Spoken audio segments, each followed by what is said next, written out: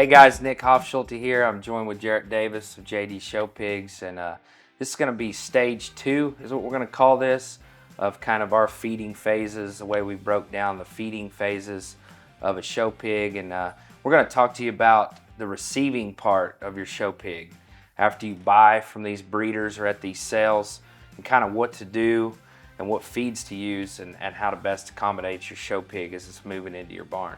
Yeah, so I mean, we're talking about pigs here that probably vary weighing anywhere from 30 to 50 pounds, I would say.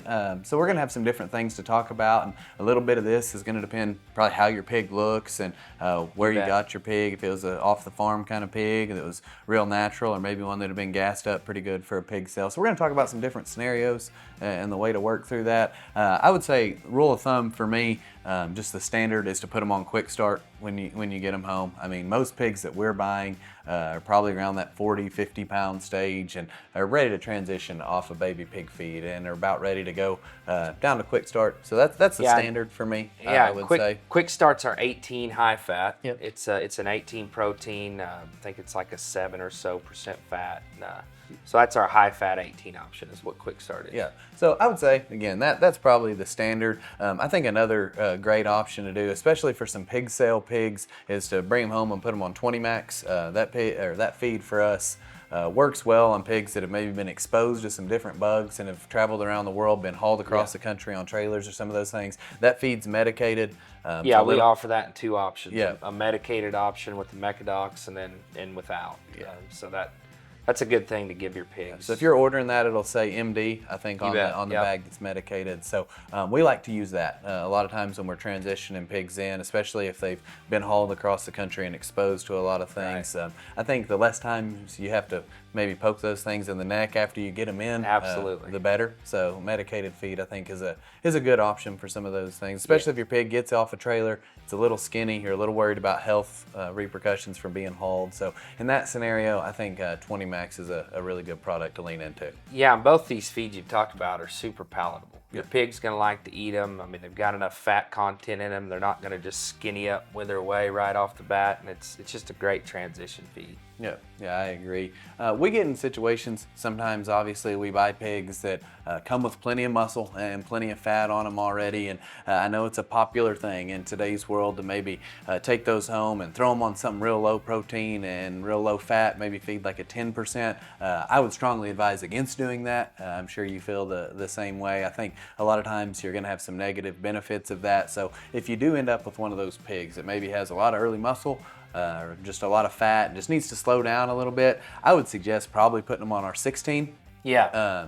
But if you felt like you needed to be more aggressive than that, I think Glide's a really good product to look at in that scenario as well. Yeah, I think it's you're kind of playing with fire, putting them on such a low protein when you bring them in like that.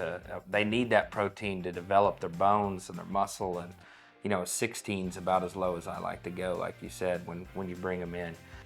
Another thing that we're going to advise you to do is to use our Primo dewormer to get those pigs dewormed, and that's a product that we come out with that's a pelleted product. It's enhanced with our flavor as well that the pigs love, and you can just feed that to them. It's going to keep you from having to shoot your pig again.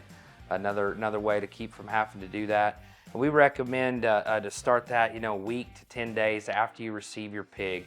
Let them get settled in, and then offer them the dewormer. There's a table on the back of it that's gonna break it down for you on how big your pig is. You just follow the table. I think it's probably about 1/4 pound, and you'll use that 3 days in a row to get your pig good and dewormed for the long haul, right off the bat. Yeah, I think that's a vital thing that probably gets missed a lot of times within the receiving stage of what people do. They're so worried about getting all the other pigs in and all the things going on that maybe that gets forgotten sometimes, and certainly a step we don't need to skip. Something else I'd like to talk about just a little bit is maybe introducing your pigs after you get them home to a little electrolyte.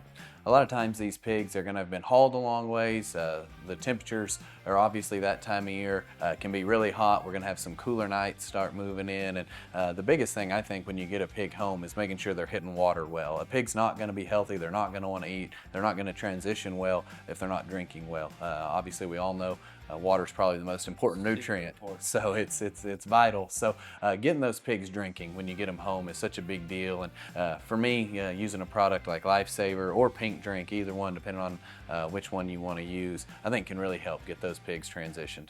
Well, they love it, and it just makes them hit that water hard. But again, guys, this has been the Stage 2, our receiving video on what we recommend on how to receive your pigs. If you need anything, just feel free to reach out to any of us or check us out on primofeeds.com.